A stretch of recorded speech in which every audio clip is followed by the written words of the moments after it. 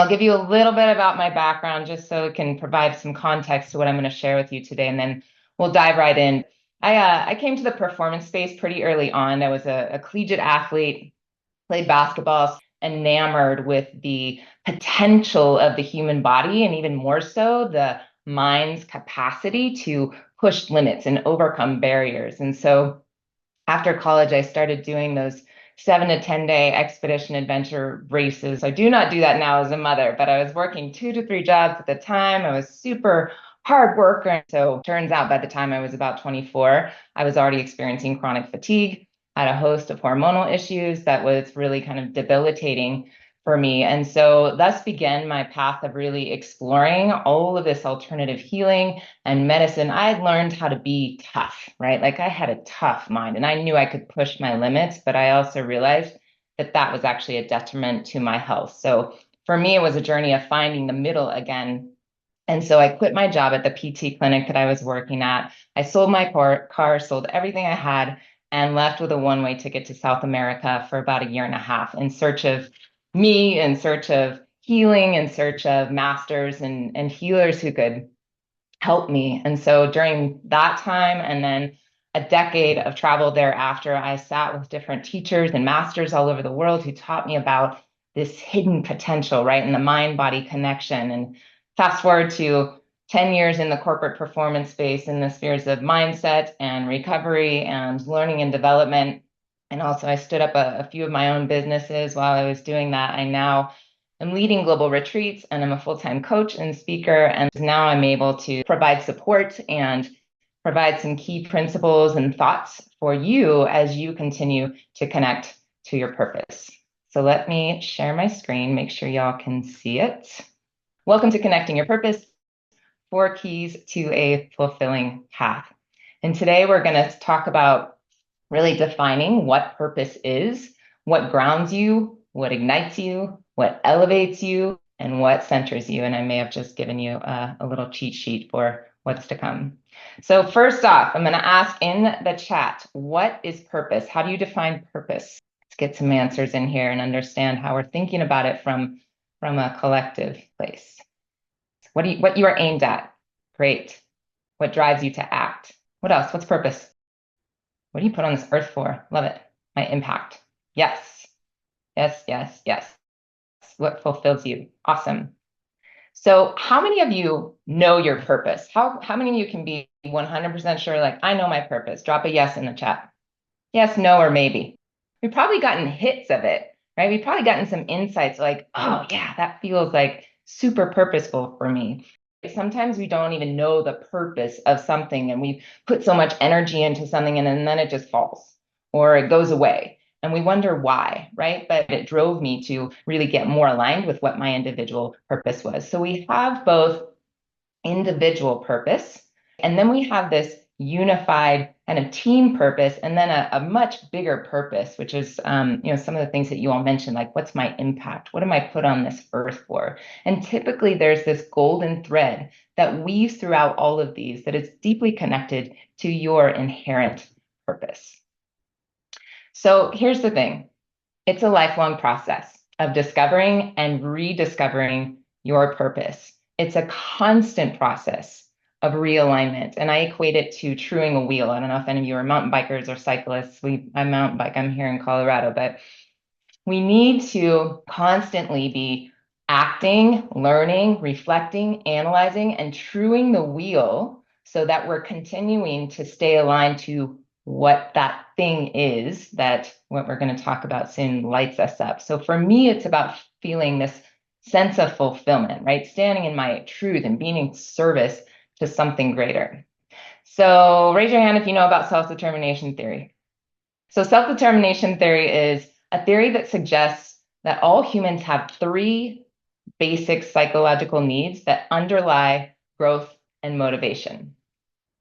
And so the first 2 are autonomy, so having choice in the matter, right? Mastery of a craft.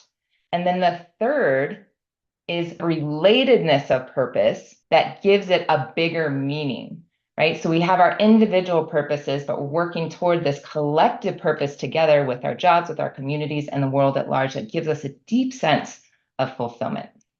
It all ties back to a few key principles, or what I'm kind of terming as questions we need to continually ask ourselves today.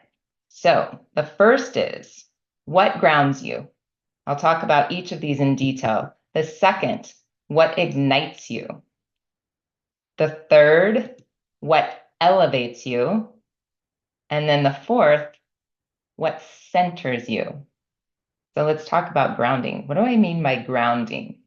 I mean the roots on which you stand on, right? What are the principles that uphold you? What do you stand for as an individual? And the two basic ways these show up are values. The first answer, nice work. Values, your core values, what you stand for, what you cherish, what your morals are. How many of you know your values? Like if I said, what are your values? You could list them off. Say yes if you know your values. Think about it. If it's a definite yes, great. If it's not, consider really identifying and honing in on these because they're super important to know what they are. Because you know how in companies that you work for, right? You have a set of core values for the company. Why? Because that connects you to the purpose of the company. It connects you to this foundational mission of what you're all moving towards. So your own personal values come even before that.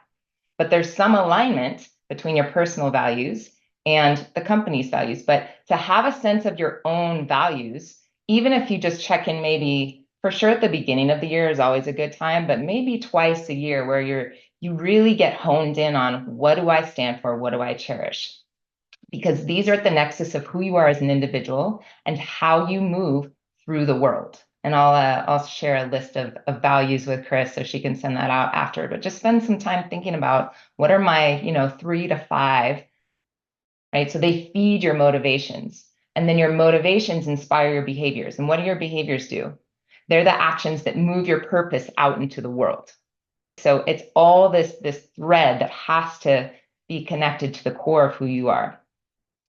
So we have strengths that we came into the world with, and then we have strengths that we learn along the way, right? These innate, inherent strengths, and those that we learn from others and learn from the places that we put ourselves in. So case in point, my mom shared with me the other day that she used to find me in the closet at 4 years old at 2 a.m. at night with a flashlight. And I'd be like, I had all my crayons out and I was coloring, and I would be coloring on the closet walls and putting things together and doing all this creative stuff. And creativity is just one of my inborn strengths that I love to, work with my hands and put colors together. I love to put slides together. I didn't used to absolutely love slides, but so for me, that's an innate thing that I came into the world with. So we get to identify, what are these things that really claim me as an individual, right? That I can say, wow, I'm really good at this. And there are also some evaluations out there that can help you kind of hone in on your innate strengths. There's the Enneagram, there's human design, there's your astrology chart, but some of those are helpful for kind of getting an outside perspective of how our psyches are kind of organized.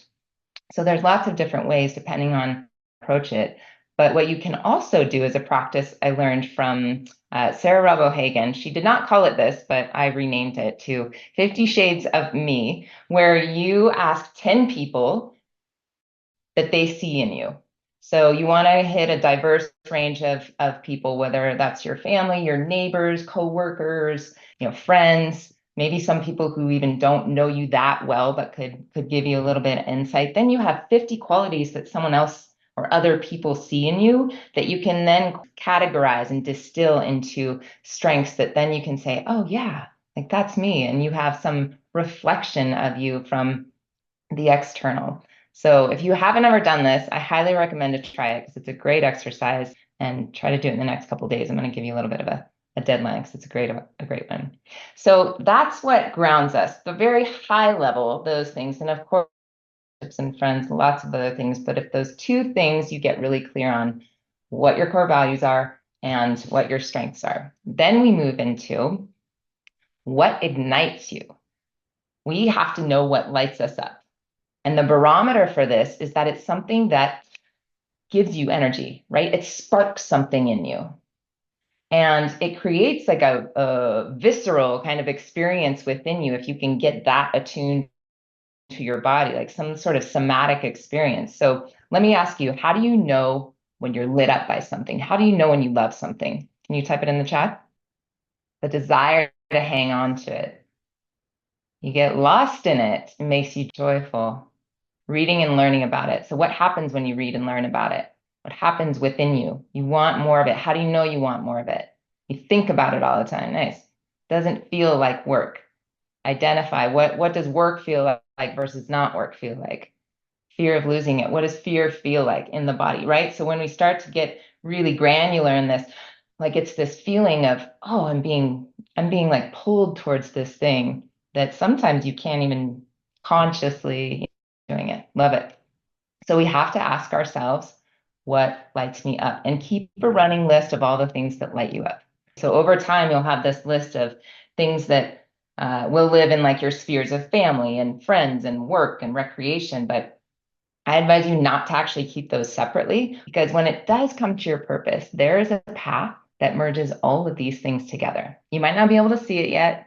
You might not know what it is, but your mission on this planet is to continually be in this state of expansion, right? And this individual, unique purpose that you have here for yourself that's not like anyone else's. So now some of us might not know what lights us up yet, which is totally okay, or we're still figuring it out. We're always going to be figuring it out. We can then say, okay, well, what do I want to learn? Where do I want to go? What do I want to learn more of and why? And start to allow yourself to be curious. I always say, let yourself be drawn organically to the things that inspire you, even though you're like, well, that doesn't make sense. It doesn't connect to this. Or like for me, I'm just now starting to learn about real estate. And I'm like, well, something totally different than what I'm doing, but yet the curiosity keeps coming. So I'm trying to find ways to fit that in because it's continually coming up for me. So it's like that flicker of when you're hearing something, when you hear a conversation, I want to learn more about that. Don't let that moment pass you by. Hang on to that thought because that's your purpose saying, hey, over here, come learn about me so that we can start to chew that wheel more.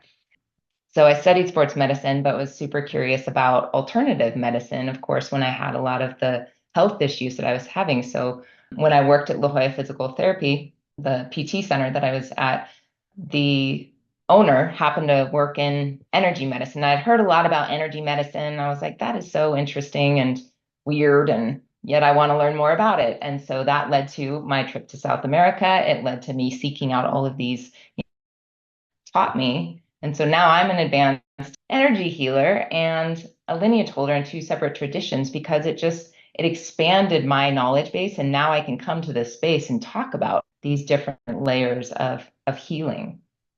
And so the other question we can ask as it relates to what elevates you is, what impact do you want to make? To kind of get clear on what you want to learn more of or what ignites you. What impact do I want to make, and what do I need to learn to make that impact? Okay. This is a path of self-development. We're always on a path of self-development. So we can't rely on anyone else telling us what we should learn. So how do you stay in the space of curiosity and say, oh, actually, I'm going to innovate a new path. I don't actually have to stay on this track. I'm going to go off the tracks and see what happens over here. So following your curiosity, even if it seems wild and futile. I can't tell you how proud my parents were when I told them I was taking my sports med degree, buying a one-way ticket to South America and not doing anything with it. But it was the best thing I'd ever done. So we have to ignore all the voices, let those voices go, and choose the path forward that feels aligned with what your soul is telling you. So we must follow these inklings of desire. It might not lead to the direct path, but it might lead us to the next thing. So last, finally, we come to this key principle or this question that we also have to continually ask ourselves as we're on this path. Over years and years of discovering, and I speak to this from a very personal place, because while I thought I was centering, while I thought I was doing great, I was actually just pushing myself to the edge and my body started failing me. So how do we ensure we stay centered so that we can continue aligning in a sustainable way? We can't make decisions from a sovereign, grounded, ignited place when we're burnt out. We have to be fully resourced and know how to upregulate and downregulate. Otherwise, the keyword that starts with a B that everyone's talking about right now, burnout, and our fire that we're using to move us forward, it'll destroy everything, right? It's just going to incinerate everything behind us, in front of us, and around us.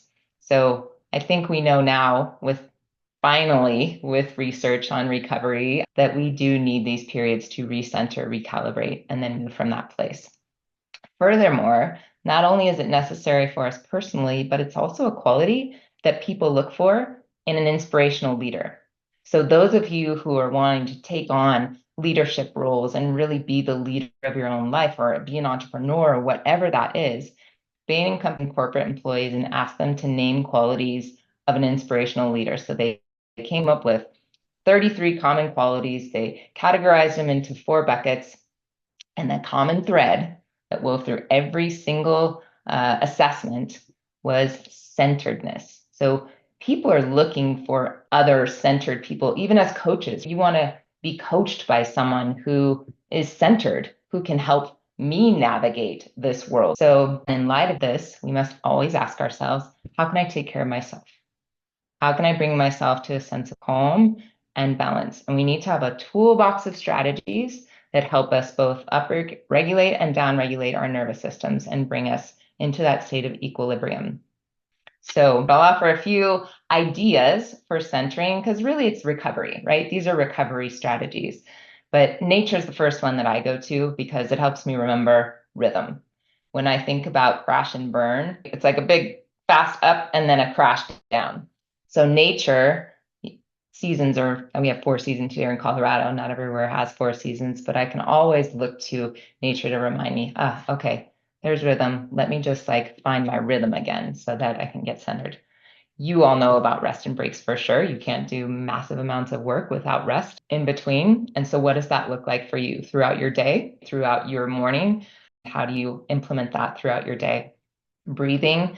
You probably already have a bank of breathing and exercise, but really try them. I mean, that was something that changed my world for sure after basketball. Once I got into yoga, was the power of breathing, and really just even a minute can help you, can bring your mind into a completely different state. And of course, you can use it with your clients too. So added bonus. And then movement, preaching to the choir here. You all know that movement is a great centering practice. And then creativity. So creativity is a different part of the brain than doing linear work does. So you actually balance the hemispheres of the brain when you get into something creative, cooking, gardening, art, even just music, dancing, moving your body in a different way.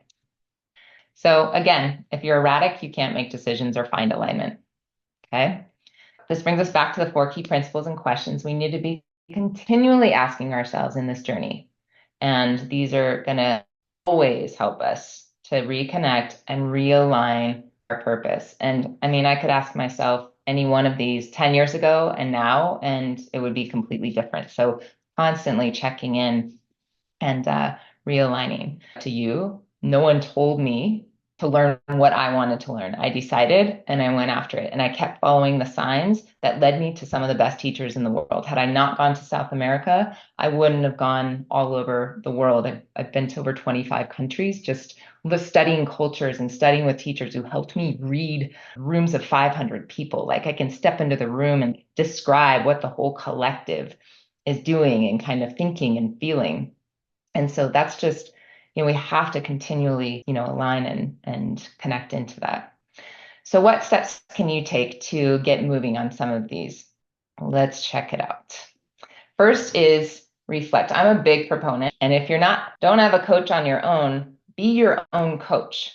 Put yourself in the seat of the coach with yourself, which means setting yourself up to be successful. Okay. So it starts with reflection. Take a couple of hours every quarter, every season to ask yourself these 4 questions, maybe once a month if you want to do a more frequent cadence. Then confirm. I'm writing things down, because then you can track progress along the way. Writing it down, keep a running log so that you can kind of look back, say, oh, I wanted to do this in January, and here it is May, and I'm not doing it. Why? So you can start kind of coaching yourself through it and then say, oh, I had these values in January. Now, oh, I'm in a relationship. So my values might have shifted a little bit. So it's changes with our life circumstance. Then explore. So follow your instincts. That's a big one. Seek out avenues to learn and do the deep self-development work. If there's things, it's like, this is a pattern that just keeps getting in the way. We got to find ways to do the developmental work to get us out of those conditioned kind of patterns and move us. Last one is implement. Try the new recentering strategies. Take the dang course, right, that you want to take. Find an accountability partner or a coach and do more of what you love. So continuing to follow that, what ignites me? What do I love? And doing more of it. So I couldn't leave without sharing some things I've got going on in the pipeline. On my website, I have a 2-minute quiz where you identify your achiever type and receive personalized strategies that correlate to if you're a strategic thinker or passionate motivator, a fluid adapter, or reliable doer. So that's fun, and it gives you different strategies and things to do and not to do. I just launched a daily journal called Momentum, and then I'm about to offer a free training around the inner path to outer success.